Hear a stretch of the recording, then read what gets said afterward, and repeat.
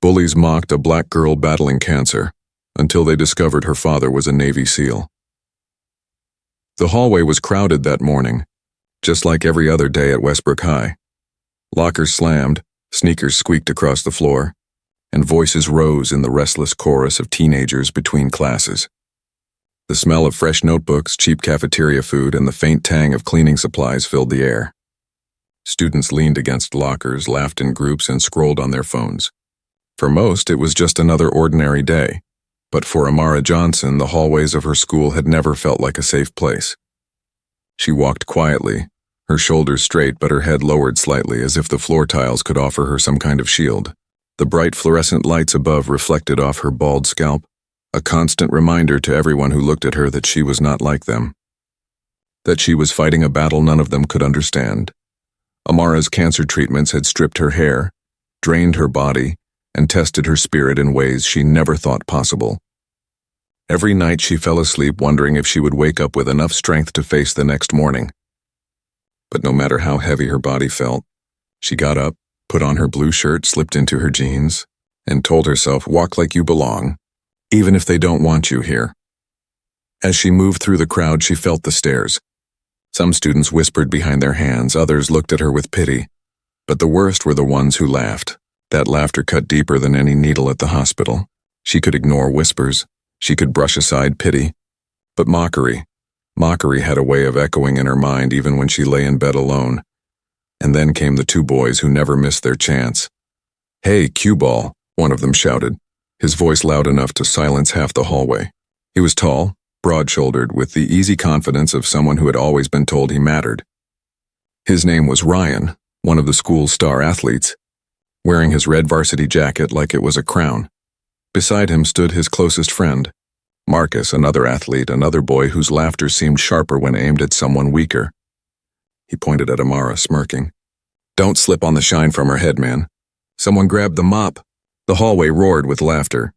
Even students who said nothing could not help but look, and that attention felt like fire against Amara's skin.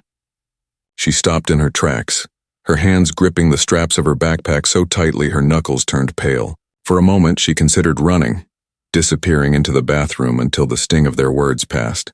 But she remembered something her father once told her. If you run every time they laugh, you'll never stop running. So she stood still. Ryan swaggered closer, his face twisted into a grin that carried no kindness. He leaned down so his words were meant only for her, but loud enough that everyone could hear. "You know what, Amara? You should just stay home. You look sick enough to belong in a hospital. Not here with the rest of us." Her lips trembled, but she bit down on the inside of her cheek to stop it. She would not give him tears. Not today. The crowd hushed, waiting for her to react, waiting for the show to continue. Amara lifted her head slowly, her eyes locking onto Ryan's. Her voice was calm, soft, but strong enough to slice through the silence. "I came here to learn, not to entertain you." For a brief moment, Ryan blinked, surprised that she had spoken back. The crowd stirred, some students whispering nervously. But then he laughed again, brushing off her words like dust from his jacket. "Learn? Girl, the only thing you're learning is how to die slow. Don't pretend you're brave." Marcus joined in, shoving her shoulder just enough to make her stumble back against the lockers. A gasp ran through the crowd. Phones came out, always ready to capture someone else's pain. Screens lit up, recording a moment that should never have been allowed. Amara steadied herself, pressing her palm against the cold metal of the locker behind her. Her heart raced, her chest tightened, but she refused to collapse. Not in front of them. She thought of the nights when she lay in her hospital bed, her father sitting at her side, whispering stories of courage, telling her that fear was only as strong as the power you gave it. "You are more than this sickness. Amara," he would say, his deep voice steady like an anchor in the storm. "You are stronger than the pain. You carry my blood and I will never raise a weak daughter." Those words echoed in her mind now. And so she stood taller, but the boys were not finished. Ryan raised his voice so everyone could hear. "You die today, cue ball." His words were cruel, meant to humiliate, to make her break. The crowd gasped again, some students uncomfortable, others grinning as if watching a scene from a cruel movie. Amara's lips parted, but no sound came out. For a second, her strength wavered. Then she clenched her fists at her sides, lifted her chin, and stared straight ahead. She would not give them fear. Behind her calm expression, though, her mind spiraled. She wondered how much more she could take. She wondered if anyone in this hallway would ever stand up for her, or if they would all continue to watch. She wondered if being strong always meant being alone. The bell rang. The crowd began to scatter, but the moment was burned into everyone's memory. The girl with cancer had been mocked again, and yet she had not broken. Amara turned and walked away, her steps slow but deliberate, every inch of her body screaming to collapse, but her spirit whispering, "Not here. Not now." What no one knew, not Ryan, not Marcus, not the students who laughed or watched in silence, was that Amara was not as alone as they thought. There was someone who knew her pain, someone who had trained his whole life for battles far greater than this, a man whose presence could silence even the cruelest voice, her father. And soon, they would discover who he really was. The next morning at school, the air felt heavier than usual for Amara. She had slept little the night before, her mind replaying every cruel word Ryan and Marcus had hurled at her. Lying awake in the dim light of her room, she had stared at the ceiling, her bald head pressed against the cool pillow, wondering if she would ever know a day of peace inside those walls again. But as dawn broke, she remembered something her father always said when he came back from long deployments. "We do not choose the battlefield, Amara, but we can choose how we fight on it." So she rose, dressed in her favorite blue shirt, the one that made her feel like herself instead of a patient, and walked into school with her shoulders pulled back, trying to carry herself with quiet dignity. The hallways buzzed with the same restless chatter, but she noticed how eyes followed her more openly now. The video of yesterday's incident had spread. Dozens of students had captured it, and overnight it had turned into gossip, a cruel form of entertainment. Some whispered, "That's the girl from the video." Others looked at her with pity. And a few, emboldened by the mob, laughed again when she walked by. Amara breathed deeply, forcing her chest to stay steady.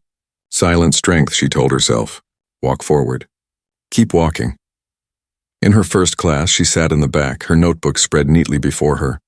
The teacher droned on about equations, but Amara could feel the eyes burning into her from across the room. Ryan sat with his usual arrogance, Marcus beside him, both grinning as if they owned every inch of this school. Every so often, one of them would lean back, whisper something, and the other would laugh. Amara ignored them, her pencil moving quickly over her notes. She had trained herself not to react because reaction was what they wanted, but inside the storm churned. At lunch, she took her tray and sat alone. A few girls passed by, their voices low but sharp. Poor thing. She's so fragile. She should just stay home. Why does she even bother coming? Amara's fork hovered above her food, but she did not respond. She told herself that weakness was not in being alone, but in letting their words define her. Still, her throat ached with the urge to cry. She thought about her father then. Marcus Johnson was not home yet, still away on one of his mysterious assignments. He had missed weeks of her treatments, but he called whenever he could, his voice steady, his tone reassuring. He never told her details about his missions, but Amara knew enough to understand that he faced danger far greater than teenage cruelty. She imagined him somewhere distant, carrying his pack, walking into places most people feared to step. And yet, no matter how far away he was, his words always found her. Strength is not noise, Amara. Strength is silence that refuses to bow, and so she chewed her food slowly, calmly, even though her stomach twisted. She sat in silence, even though her heart longed for someone to sit beside her. The days continued like this, mockery in the halls, whispers in the classroom, isolation at lunch. But through it all, Amara refused to give them the reaction they craved. She endured. She carried her quiet strength like armor, though it grew heavier every day. Then came Friday. The school had a pep rally, the gym filled with shouts and cheers as students celebrated their upcoming game. Music blasted, pom-poms shook, and Ryan and Marcus stood proudly in the center with the rest of the team, soaking in the attention. Amara sat on the bleachers, her arms folded tightly across her stomach, her eyes on the floor. She thought she might get through the rally unnoticed. But Ryan's voice cut through the music, loud and deliberate. "Hey, cue ball showed up to support us." The gym erupted in laughter. Heads turned, eyes fixed on her. Amara froze, her cheeks burning, her chest rising and falling in quick breaths. She could feel hundreds of students staring, waiting for her reaction. Her first instinct was to run, to grab her bag and leave. But then she remembered the hospital nights, her father sitting by her side telling her that running only gave your enemy more power. She remembered the nights when the pain from chemo was so strong she thought she would not live to see another morning. But somehow she endured. And so, she lifted her chin. Slowly, deliberately, she stood. The laughter grew, expecting her to stumble, to rush away. Instead, she walked down the bleachers, step by step, her movements calm, almost regal. Her bald head caught the gym lights, glowing as if it were a crown instead of a mark of sickness. She walked past Ryan, past Marcus, past the laughter, and exited the gym with her back straight. Not once did she turn around. The silence that followed was strange. The crowd had expected tears, anger, or shame, but they were left with none of it. Only the image of a girl who had walked away without breaking. That night at home, Amara sat by her window looking out at the quiet street below. She thought about how lonely it felt to stand tall when everyone wanted to see you fall. Her heart ached not just from the bullying but from the absence of her father. She wished he could have seen her that day, seen how she had stood her ground. But she knew something he had always told her.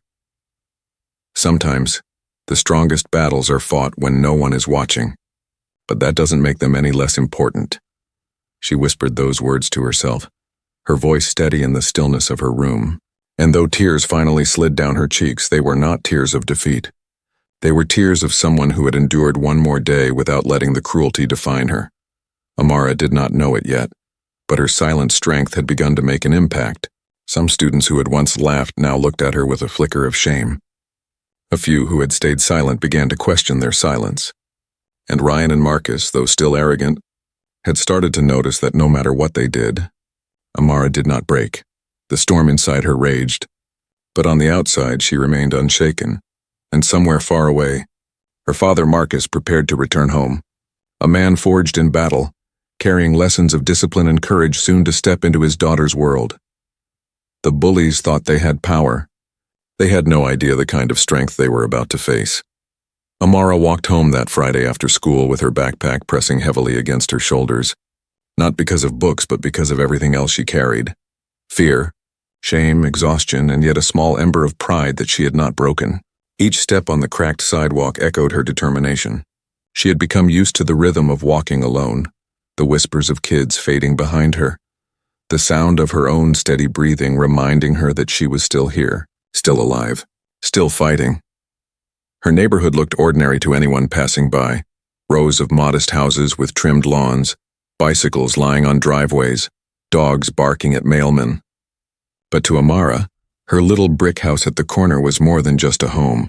It was her sanctuary, the only place where the cruelty of school could not touch her. She pushed the front door open and stepped inside. The faint scent of lavender, her mother's favorite candle, greeted her. The walls were decorated with family photos, most of them showing her as a child with long braids and a radiant smile. Those pictures felt like fragments of another life, one untouched by illness. Dropping her bag onto the floor, she sat at the dining table where a small stack of letters and medical bills waited. Her mother, Grace, had already left for her evening shift at the diner. She worked long hours now, doing her best to keep their lives stable while Amara fought through treatments. The weight of responsibility often fell heavily on Grace's shoulders, but she never complained. Amara ran her fingers across one of the letters, unopened, and then pushed it aside. She did not want to think about hospital visits or insurance. She wanted to breathe, if only for a little while.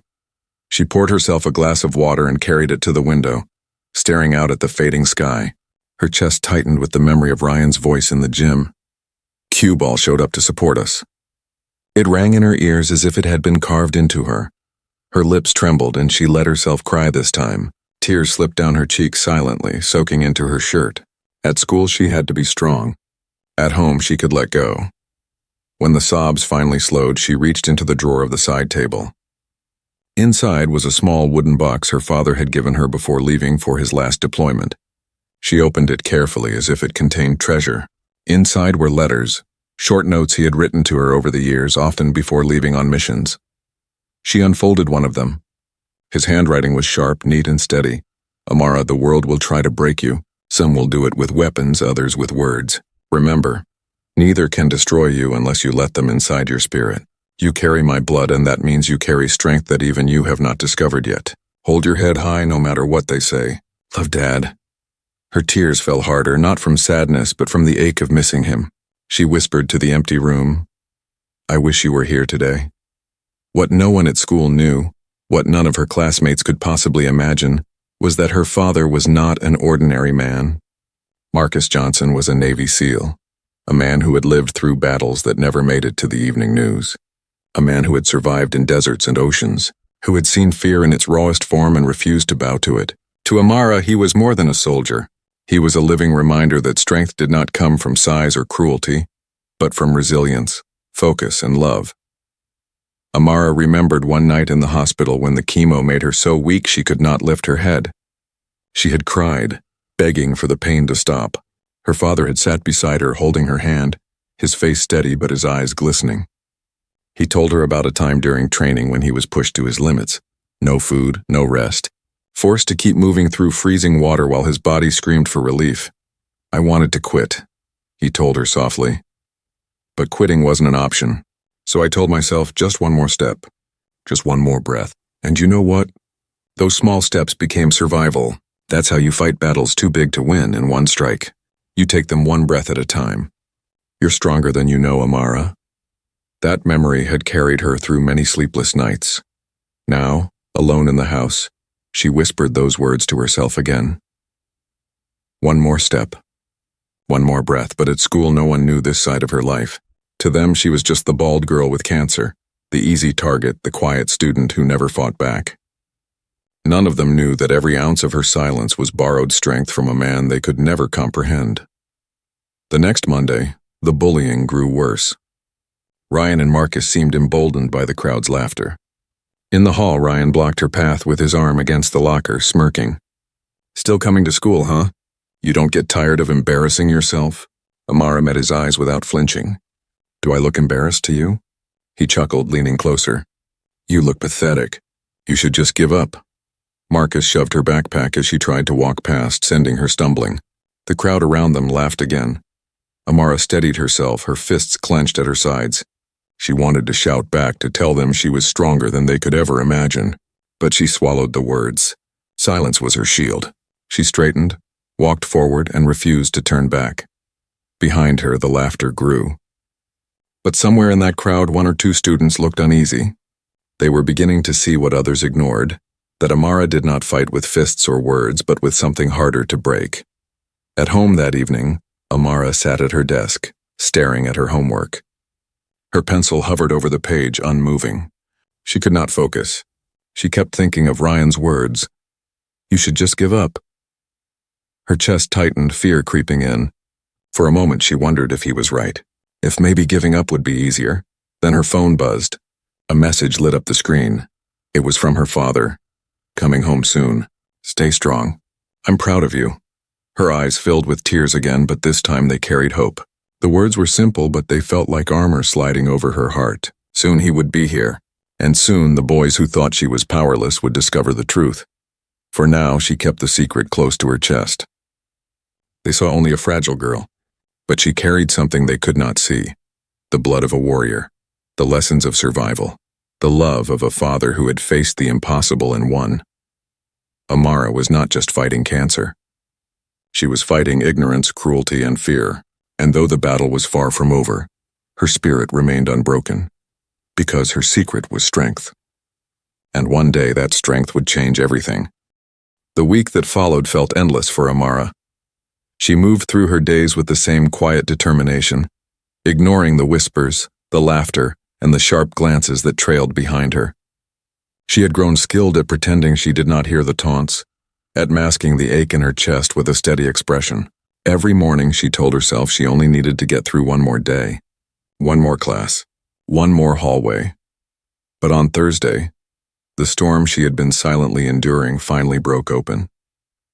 The day began like any other. Amara woke early, forcing herself out of bed, though fatigue pressed heavily on her limbs. Her mother had already left for work, leaving a note on the counter. "Breakfast in the fridge. Remember, I love you." Amara smiled faintly as she read it, warmed by the reminder, though her stomach churned too much to eat. When she reached school, she felt the tension in the air almost immediately.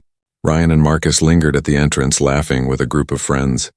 Their eyes followed her the moment she walked in, and she knew they were planning something. She kept her pace steady, refusing to give them the satisfaction of fear. By the third period, their plan revealed itself. Amara was at her locker, carefully stacking her notebooks, when Ryan and Marcus approached. The hallway was full of students moving between classes, chatter echoing against the walls. Ryan smirked as he leaned against the locker beside hers. "Hey, cue ball," he said, his voice dripping with mockery. "How's the hospital? Miss it yet?" Amara ignored him, sliding another book into her bag. Marcus stepped closer, his grin wide. "Don't ignore us. We're just trying to help. Maybe we should escort you to the nurse's office. You look like you're about to drop dead." Laughter spread through the nearby students. Some turned to watch, phones already out. Amara's throat tightened, but she kept her gaze forward. Then Ryan grabbed her bag and yanked it off her shoulder. Notebooks tumbled onto the floor, papers scattering across the hallway. He kicked one aside with his sneaker, grinning as he looked down at her. "Oops. My bad," he said mockingly. The crowd roared with laughter. A few students muttered uneasily, but no one stepped in. Amara bent to gather her things, her hands trembling. Her heart pounded so loudly she could barely hear over it. But as she reached for a paper, Marcus shoved it further with his foot, making her crawl for it. "Look at that," Marcus sneered. "She belongs on the floor." Something inside Amara cracked. Not her strength, but the dam she had built to hold back her anger. She stood slowly, her papers clutched tightly in her hands, her eyes burning with a heat none of them had seen before. She looked Ryan in the eyes, then Marcus. "Is this what makes you strong?" she asked, her voice steady but sharp enough to cut through the laughter. "Kicking books? Mocking someone who's sick? You think this makes you powerful?" For the first time, Ryan faltered. The crowd grew quiet, surprised by her words. But then Ryan smirked again, brushing it off. He stepped closer, lowering his voice just enough for her to hear. "You'll die before you ever get strong, Amara." The cruelty of those words was a blade. Gasps rippled through the crowd. Phones caught the moment, and Amara's chest tightened, not from fear but from fury. She wanted to scream, to tell him he knew nothing of her strength, of the nights she had fought to breathe, of the courage it took just to walk through those doors every morning. But before she could speak again, a voice echoed down the hallway. "Amara." She froze.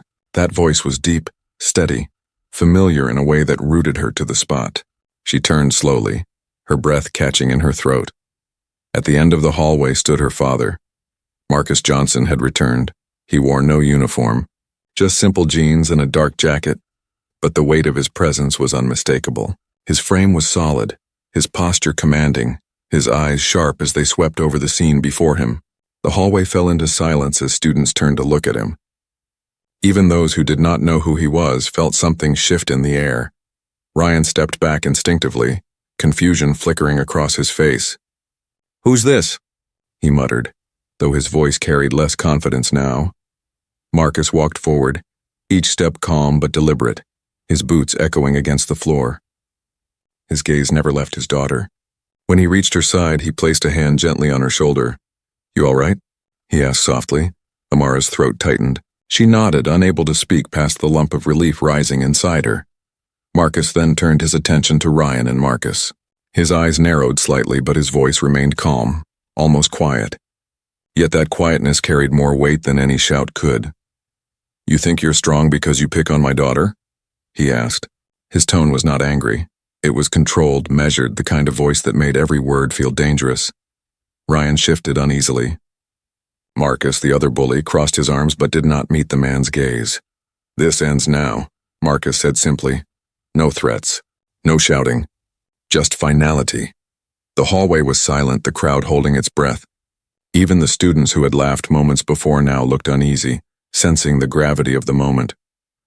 Ryan opened his mouth to reply, but the words caught in his throat.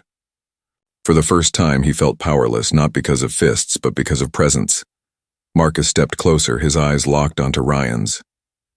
"You may think you know strength," he said quietly, "but you've never seen what real strength looks like."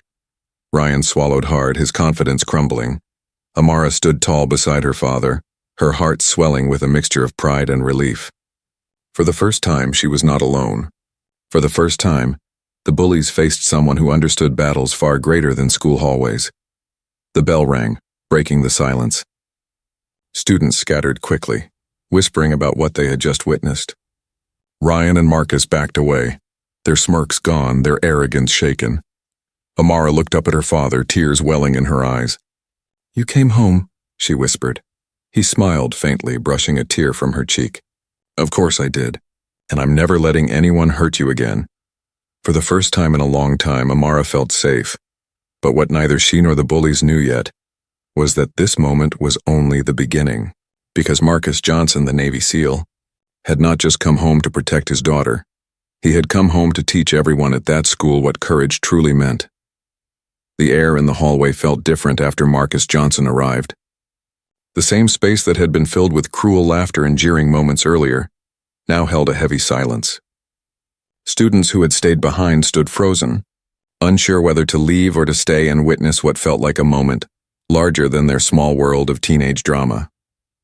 Ryan shifted nervously, trying to regain his composure. His pride would not let him back down completely. He crossed his arms and sneered, though his voice cracked slightly when he spoke. "Who even are you? You can't just walk in here and—" Marcus's eyes locked on him. The boy's words faltered instantly. Marcus did not raise his voice, but there was something in the steadiness of his gaze, in the calm set of his shoulders that commanded attention in a way no teacher ever had. "I'm her father," Marcus said simply. His hand still rested on Amara's shoulder, steady and protective. "And I don't need to raise my voice to make myself clear. You're done." The words hung in the air like stone. Ryan's mouth opened, then closed. Behind him, Marcus, the other bully, shifted uncomfortably, avoiding the man's eyes. The crowd, sensing the shift, leaned in with wide eyes. Marcus took one step closer, his boots clicking against the tile. He stopped only a foot away from Ryan, close enough that the boy could see the faint scars on his father's knuckles, the unflinching steadiness in his eyes. "You think strength is making someone else feel small?" Marcus asked. His tone was calm, but every word carried weight. "You think power is laughing while someone else cries? I've seen men who thought like you. Do you know where they ended up? Alone. Weak. Because that kind of strength doesn't last. It crumbles the moment it's tested." Ryan swallowed hard, his bravado slipping. "You don't know what strength is," Marcus continued. He lifted his chin slightly, his voice low but clear enough for everyone to hear. "Strength is waking up every morning when your body tells you to give up. Strength is walking into a place where people mock you, and holding your head high anyway. Strength is fighting battles no one else can see, and refusing to let them win." He placed his hand gently on his daughter's shoulder again. "That's strength. My daughter is stronger than you'll ever be." The crowd stirred. Some students nodded, their faces shifting from amusement to shame. For the first time, they looked at Amara not as the sick girl or the easy target, but as someone who carried a kind of resilience none of them had understood until this moment. Amara's chest swelled with pride, though tears filled her eyes. To hear her father speak those words, to hear him declare her strength in front of everyone, it felt like a shield finally placed around her heart. Ryan muttered something under his breath, but Marcus caught it. His eyes sharpened. "Say it louder." Ryan's jaw clenched, but he stayed silent. "That's what I thought," Marcus said. He did not smirk. He did not gloat. His face remained calm, almost solemn. "You'll leave my daughter alone from now on. Both of you. Do you understand?" Ryan nodded quickly. Marcus, the other bully, mumbled, "Yeah, we get it." Marcus's gaze lingered on them a moment longer, ensuring the message had landed. Then he stepped back, his hand still resting protectively on Amara's shoulder. The crowd began to disperse slowly, murmuring among themselves. Some students avoided Amara's gaze out of guilt, while others looked at her with new respect. Phones slipped back into pockets, though videos of the confrontation were already spreading online. For Amara, the world felt lighter for the first time in months. Standing beside her father, she no longer felt like the fragile girl battling cancer. She felt seen. She felt strong. Marcus leaned down slightly, speaking softly so only she could hear. "You don't have to fight this alone anymore." Amara blinked back tears and whispered, "I wasn't alone. Not really. I always had you." Later that day, word of the confrontation reached teachers and administrators. The principal called Marcus into the office, concerned about a parent stepping into a conflict. Marcus listened respectfully, but when the principal suggested Amara should learn to ignore the bullies, Marcus's expression hardened. "My daughter has been ignoring them for months," he said firmly. "And she's endured more than you can imagine. Don't tell her to ignore cruelty. Teach your students to stop causing it." The principal shifted uncomfortably, unable to argue with the quiet authority in Marcus's voice. By the time Amara and her father walked out of the school, the story had already begun spreading beyond the walls. Students were posting clips, sharing quotes, telling their friends about the Navy SEAL dad who put the bullies in their place. Though Marcus himself had not revealed his career, some students knew from whispers in the neighborhood, and soon the truth was out. Amara did not care about the gossip. What mattered was how she felt walking beside her father. For the first time in a long time, she felt like she was no longer carrying the weight of her battle alone. That night, they sat together at the kitchen table. Grace, Amara's mother, listened quietly as Marcus told them he would be home for a while. His deployment had ended, and though he could be called back, for now he was where he belonged. Amara leaned against him, her head resting on his shoulder. "I wish you'd been there sooner," she admitted softly. Marcus kissed the top of her head. "So do I, but I'm here now. And I want you to remember something, Amara. You've already been strong without me. You don't need me to prove it, but I'll always be here to remind you of it." Amara closed her eyes, letting the warmth of his words sink into her heart. The next day at school, something had shifted. Ryan and Marcus avoided her completely, their smirks gone, their confidence dimmed. Other students who had once laughed now looked away, ashamed. A few even approached her with hesitant smiles, small gestures of kindness where there had once been cruelty. It did not erase the pain she had endured. It did not erase the loneliness of those long months. But it was a beginning, and though the bullies had been silenced, the greater victory was Amara's own. She had stood tall before her father ever stepped into that hallway. His presence had revealed the truth that had always been there. Her strength was real, undeniable, and unshakable. What the world saw as weakness was, in fact, the deepest kind of power. The weekend after the confrontation felt different for Amara. For the first time in months, she woke on Saturday without dreading Monday. Sunlight streamed through her window, and though her body still felt weak from treatment, her spirit carried a strength she had almost forgotten she had.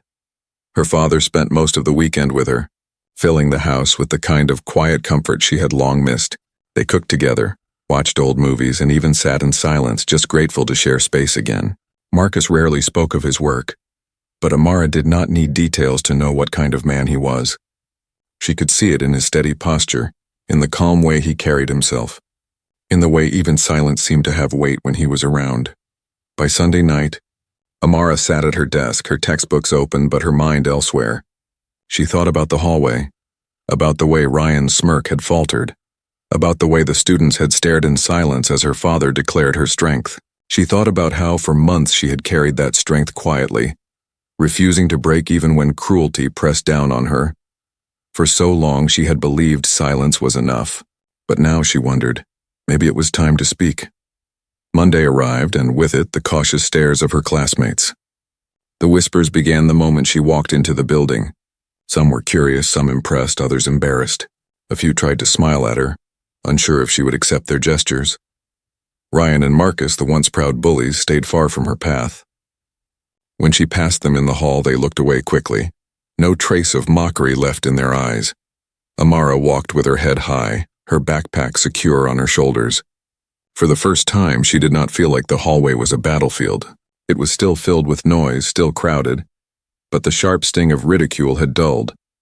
At lunch, instead of sitting in the corner alone, she sat at a table in the middle. For a while, no one approached. Students passed, glanced, hesitated. Then a girl from her math class, Sophia, walked over and sat beside her. "Hey," Sophia said softly. I just wanted to say you're really brave. I never knew. Well, I guess I never thought about how hard it must be for you. I should have said something before." Amara smiled faintly. "Thank you." One by one, others joined. Some offered awkward apologies for laughing. Others admitted they had felt guilty, but had been too afraid to speak up.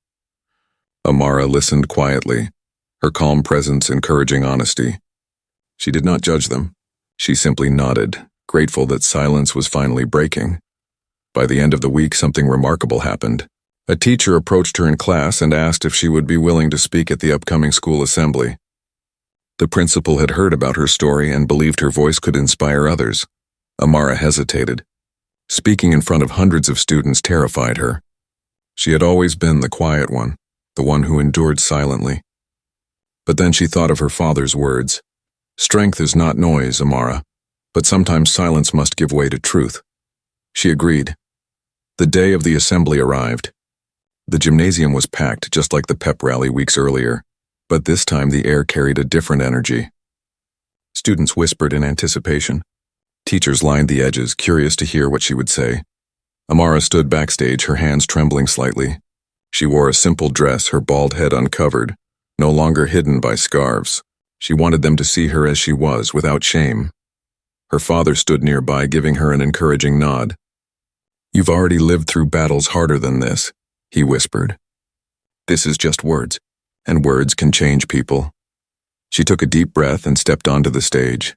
The room fell silent, hundreds of eyes fixed on her.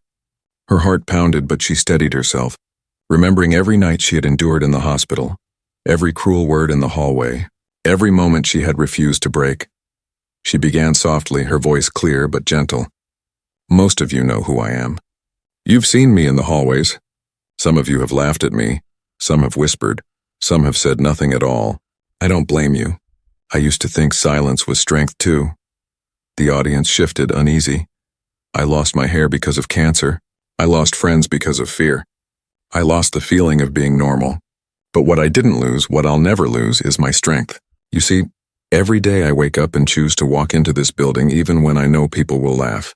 Every day I choose to keep going, even when my body feels like it's giving up. That is strength. Not cruelty. Not mockery. Not fists or laughter." Her voice grew steadier, stronger. "You've seen my father. Yes, he's a Navy SEAL. He's fought battles I can't even imagine. But when he looks at me, he tells me I'm the strongest person he knows. And he's right. Because strength isn't about how big you are or how loud you shout. It's about standing tall when the world tries to break you." The gym was silent. Even Ryan and Marcus, sitting stiffly among the crowd, could not look away. Amara took a deep breath, her eyes scanning the students before her. "I'm not asking for pity. I'm asking for compassion, because somewhere in this school, someone else is hurting too. Someone else feels alone. And your words, your actions, they matter. You can either add to their pain or you can help them carry it." Her throat tightened, but she pushed through, her voice softening. "I've learned that courage doesn't always roar. Sometimes it's just a whisper that says, 'I'll try again tomorrow.' And I hope you'll remember that the next time you see someone struggling." She paused, letting her words sink in. Then she stepped back from the microphone. For a moment, the gym was utterly silent. Then slowly applause began. It spread louder and louder until the entire room rose to its feet. The sound filled the gym, echoing against the walls. Amara stood still, tears brimming in her eyes, overwhelmed by the sight of hundreds of students clapping, not out of mockery, not out of pity, but out of respect. Her father stood at the edge of the stage, his eyes shining with quiet pride. For the first time, Amara felt not just strong but seen. That evening, videos of her speech spread online. Strangers commented words of encouragement. Teachers praised her courage. Even students who had once been cruel now approached her with apologies, their voices softer, their eyes humbled. But to Amara, the true victory was not the applause or the recognition. It was the knowledge that she had turned her pain into power, that she had taken cruelty and transformed it into a lesson, that she had shown her classmates what real courage looked like, not loud, not violent, but unyielding. And though she still faced her illness, though her battle was far from over, she no longer felt alone in it, because her strength had sparked something greater. The weeks after Amara's speech at the assembly marked a quiet but undeniable shift at Westbrook High. The same hallways that had once felt suffocating with whispers and cruel laughter began to feel lighter. Students who used to stare now looked away out of shame, or looked at her with something she had never seen before: respect. Even the silence changed. It was no longer the silence of neglect or indifference. It was the silence of people realizing the weight of their actions. Teachers who had once turned their heads now stepped in when they saw bullying. Some students began whispering apologies. Others offered small kindnesses, holding doors open, sharing notes, sitting with her at lunch. None of it erased the months of pain, but it was a start. Ryan and Marcus, the two boys who had made her life unbearable, kept their distance. Their laughter was quieter now, forced, no longer carrying the same arrogance. They avoided her gaze when she walked by, their shoulders stiff, their confidence shaken. Amara did not hate them. She had every reason to, but she chose not to let bitterness consume her. Her father's voice reminded her daily, "Forgiveness isn't about excusing them. Amara, it's about freeing yourself." And so she carried herself with dignity, not revenge. One evening, Amara sat on the porch with her father. The sun dipped low, painting the sky in streaks of orange and pink. She wore a knitted hat her mother had made, though at home she often left her head uncovered. She leaned against Marcus, listening to the quiet hum of the neighborhood. "You know," she said softly, "when you walked into that hallway, I thought everything would change because of you. But really, it changed because of me, because I didn't break before you got there." Marcus smiled, his arm around her shoulders. "You're right. I only reminded them of what was already true. You carried that strength on your own all along." She looked down at her hands, the faint marks from hospital needles still visible on her skin. "Do you think I'll always have to fight this hard?" Her father paused, his gaze thoughtful as he looked out at the setting sun. "Life will always bring battles. Some will be bigger than others. But the way you face this, head up, heart strong, you'll always have what it takes. And you'll never fight alone, not while I'm here." Amara's throat tightened with emotion. She whispered, What if you're not here one day?" Marcus turned to her, his eyes steady. "Then you'll still have me. In here." He tapped her chest gently, right over her heart. "Because strength isn't passed through words alone. It's lived. And you've lived it." Tears welled in her eyes, but they were not tears of sadness. They were tears of something stronger. Hope. At school, Amara began to notice something extraordinary. Her courage had not only changed how others treated her, but it had also begun to inspire others. One day, a younger boy named Daniel approached her in the cafeteria. He wore oversized glasses and walked with a limp, often the target of teasing. His voice trembled as he spoke. "I saw your speech, and I just wanted to say, you helped me. People make fun of me too, but now I know I don't have to hide." Amara's heart swelled. She smiled and gestured for him to sit beside her. "You don't have to hide, Daniel. You're stronger than you think. Don't let them decide who you are." From then on, Daniel sat with her at lunch, and slowly others joined. A small circle formed, students who had once felt invisible now finding strength in her presence. It was not that Amara became popular. She did not need to. What mattered was that she had become a symbol, proof that dignity could survive cruelty, that courage could silence fear. Months passed. The treatments continued, some days harder than others. There were mornings when Amara could barely lift her head, nights when the nausea brought her to tears. But even in those moments, she held on to the lessons her father had etched into her soul. One more step, one more breath. On the hardest days, she reread his letters. On the better days, she wrote her own, letters to herself, reminders of the battles she had already won. One evening, she sat at her desk, writing slowly in her notebook. "Dear Amara, today you walked into the hallway and nobody laughed. Today you helped someone else feel brave. Today you survived, and that means you're winning. Love me." She folded the page and placed it inside her wooden box beside her father's notes, a collection of reminders that she was stronger than the world had ever believed. Spring arrived, and with it came the annual school awards ceremony. Amara was called to the stage to receive the Courage Award, a recognition created just that year. As she stepped onto the stage, the applause echoed through the auditorium. Her classmates stood, clapping not out of pity but out of genuine admiration. Ryan and Marcus sat in the back, clapping too, though their faces carried a quiet shame. Perhaps, Amara thought, they had begun to learn as well. She accepted the award, but as she stood at the podium, she spoke again, her voice steady. "I don't stand here because I never felt afraid. I stand here because I chose not to let fear define me. I've learned that pain is temporary, but courage is what lasts. And if I can be strong, so can you. Whatever your battle is, don't let it silence you. The crowd rose again, their applause filling the room. That night back at home, Amara placed the award on the shelf beside family photos. She looked at it not as a prize, but as a reminder of the journey she had walked. Every cruel word, every tear, every quiet moment of endurance that had led her here. Her father stood beside her, his hand resting on her shoulder. "Proud of you doesn't even begin to cover it," he said softly. Amara turned, her eyes shining. "I'm proud of me too." And that was the truest victory of all.